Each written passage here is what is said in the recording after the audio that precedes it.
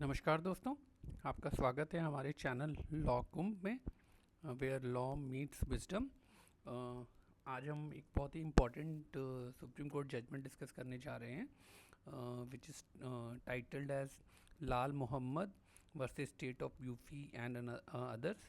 और ये judgment is dated 14th May 2025 and it is though authored by Justice Sandeep Mehta of Honorable Supreme Court, but it is also, but the bench was presided over by Justice Vikram Nath. Presided over मतलब जो इसमें senior most जज थे वो थे justice Vikram Nath, but puny जज was justice Sandeep Mehta, जिन्होंने इस जजमेंट को लिखा है। आइए इस जजमेंट को कवर करते हैं, because this is related to the gangster act prevalent in Uttar Pradesh. तो अब देखते हैं हम लोग इस जजमेंट के बारे में कि जजमेंट क्या कहती है।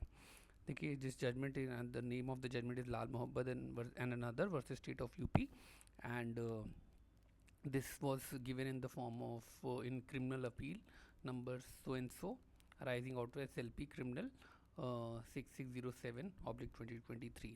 देखिए, इसमें इलाहाबाद हाई कोर्ट में एक पटिशन गई थी अंडर 482 ऑफ CRPC, जो पुराना CRPC था 1973 का कोड ऑफ क्रिमिनल प्रोसीजर। उसमें 482 एक प्रोविज़न होता है जिसके बेसिस पे inherent powers of the high court, उसमें जो कोई भी FIR होती है, फर्स्ट इंफॉर्मेशन रिपोर्ट, उसको क्वॉश किया जा सकता है। क्वॉश मतलब वो ऑफेंस जो उस FIR में था वो पूरी तरीके से ख़त्म हो जाता है। मतलब वो FIR अब कोई भी क्रिमिनल रिकॉर्ड में एग्जिस्ट नहीं करेगी और वो अक्यूज्ड बरी नहीं, उसके खिलाफ कभी माना ही नहीं जाएगा कि कोई केस एग्जिस्ट कर रहा था। जैसे बरी तो तब होता है कि केस चलता रहा, उसके बाद कोर्ट ने बोला बरी कर दिया है, लेकिन क्वॉशिंग का मतलब ये होता है कि वो जनरल पब्लिक के लिए भी या क्राइम रिकॉर्ड में भी उस केस के बारे में कोई जिक्र नहीं रहेगा। तो this is what is the meaning of quashing. तो हाई कोर्ट के पास क्वॉशिंग के लिए गए थे, बट हाई कोर्ट के डिवीजन बेंच ने उस पिटीशन को डिसमिस कर दिया था। And this was the offence was related to section 3(1) of Uttar Pradesh gangster and anti social activities prevention act 1986, lodged at police station Khargupur, district Gonda, Uttar Pradesh. तो ये था। और उसके बाद केस ये था, द एपिलेंट्स जो सुप्रीम कोर्ट आए थे, they were members of a political party in the state of Uttar Pradesh. Appellant number 1 is the former 2 time elected chairman of the nagar panchayat, and appellant number 2 is the son of the appellant number 1, यानी father सन थे। ठीक है, ये father सन थे। अब इसमें core issue ये था कि I have to read this paragraph of the Supreme Court. The core issue which is posed for the consideration of this court in the present appeal is whether the prosecution of the appellant under the UP Gangsters Act satisfy the statutory thresholds prescribed under the Act when it is based entirely on a single FIR in which the appellants were already arrested and released on bail, and where no new act or omission has occurred between the date of registration of the FIR, that is 11th October 2022, and the preparation of the gang chart on 29th April 2023। देखिए, ये paragraph ना इस case को crystallise कर देता है, summarise कर देता है। 11 अक्टूबर 2022 को एक FIR लिखी गई जिसके बेसिस पे एप्लेंट के ऊपर एक FIR होती है। उस FIR के बेसिस पे उन लोग को, ये कहीं पे और भी आएगा, जनवरी 2023 में उन लोग को बेल भी मिल जाती है, वो जेल से छूट भी जाते हैं। और 29 अप्रैल 2023 यानी कि 6 महीने बाद पुलिस जो है एक गैंग चार्ट बनाती है। ये जो गैंगस्टर एक्ट लगाने से पहले गैंग चार्ट बनाया जाता है। ठीक है, 29 अप्रैल 2023। सो 11 अक्टूबर के इंसिडेंट के बाद 29 अप्रैल 2023 में गैंगस्टर एक्ट पे FIR होती है, जिसकी क्वॉशिंग इस केस में मांगी जा रही है। ठीक है, तो इसके लिए ना पहले हमें as per this particular act में गैंग की डेफिनेशन क्या है वो हमें देखने की ज़रूरत है। एक बार हम उसे देखते हैं ताकि हम इस केस को अच्छे से समझ पाएँ। Section 2B and C of the UP Gangster Act, gang means a group of persons who act either singly or collectively by violence or threat or show of violence or intimidation or coercion or otherwise with the object of disturbing public order or of gaining any undue temporal, pecuniary, material or other advantage for himself or any other person indulge in antisocial activities. ठीक है, नेमली उसके बाद इन्होंने इसको define किया हुआ, ये section है.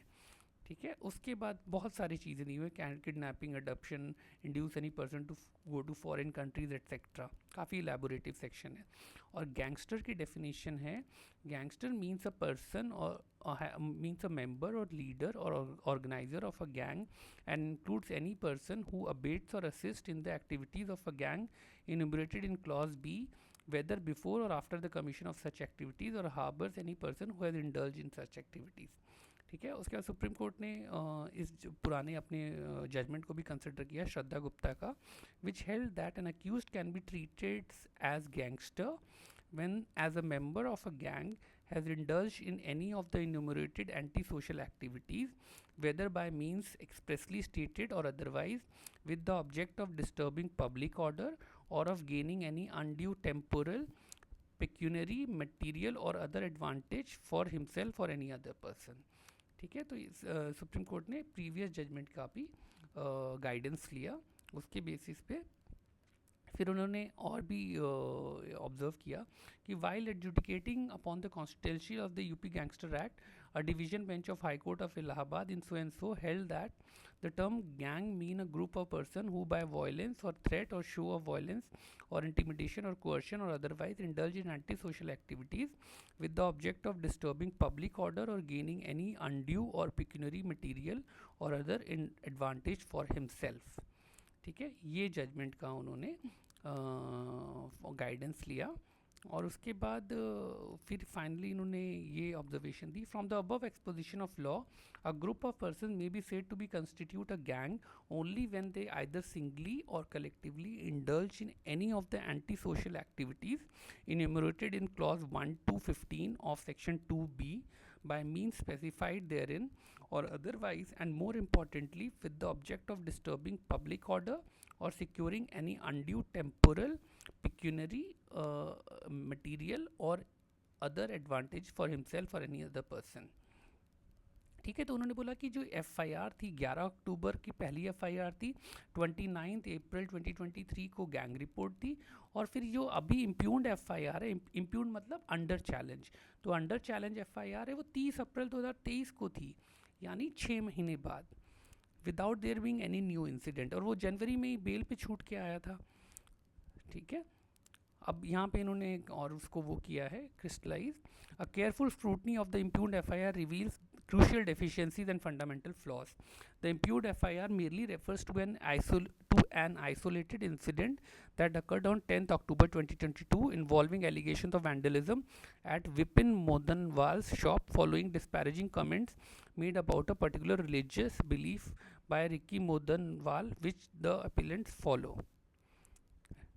ठीक है, while the FIR alleges that appellant number 1 led an organized gang with numerous co-accused, it provides no substantive evidence of hierarchical structure, systematic planning or coordinated criminal activities that would distinguish this group from a group of individuals involved in spontaneous communal arrest.